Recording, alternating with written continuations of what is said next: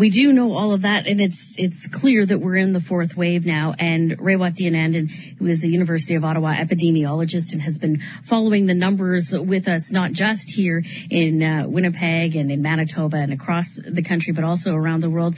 So, Ray, what do you see in these numbers? 42 cases yesterday, now 114. Yeah, as you said, you're in the fourth wave, but at a national level, you're still amongst the least burdened provinces. So Canada-wide, Alberta is our leader. In fact, 10% of the country's population, but almost half of the cases recently. So that's where the fire is burning brightest, and BC as well. And that's, to me, it's like, hey, we suck, but we don't suck as bad as somewhere else. You know, like it's got to be at the point where I think everyone is frustrated. You see that between those who are vaccinated and unvaccinated in the polls, and the level of frustration between health officials and politicians and business leaders and health leaders. So what do we do about it? Is there anything we can do about it?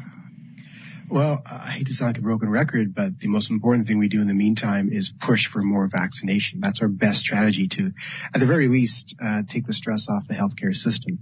And while we do that, we can do other things like continue the mask mandates, push for ventilation improvements. This gets a bit more dire now that the winter months are upon us and people are going to be spending more time indoors. The vaccine passports are going to help in preventing super spreading events, but they're not going to be perfect. So we got to get the unvaccinated protected in different ways. The Canadian Medical Association calling for lockdowns now in those parts, Alberta, Saskatchewan. BC's already employing this on a regional basis. Is that a good idea? I really hate it, but it is probably a good idea. And months ago, I said we wouldn't have to do it again because I assumed we're going to act rationally. We don't have to be here. If we had ratcheted up vaccination rates and prevented opening up things too soon until the vaccination rates were greater than 80% or so, we would not be here. But given that we do not do those things, then yeah, those two provinces probably should look at some kind of restrictions. Worldwide, how are we doing?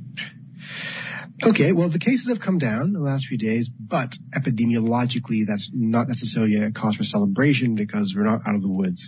In Africa, the deaths are mounting. In Europe, the cases and deaths are kind of stable. Other parts of the world, everything's coming down somewhat. So there's a mixed messaging there, mixed signaling.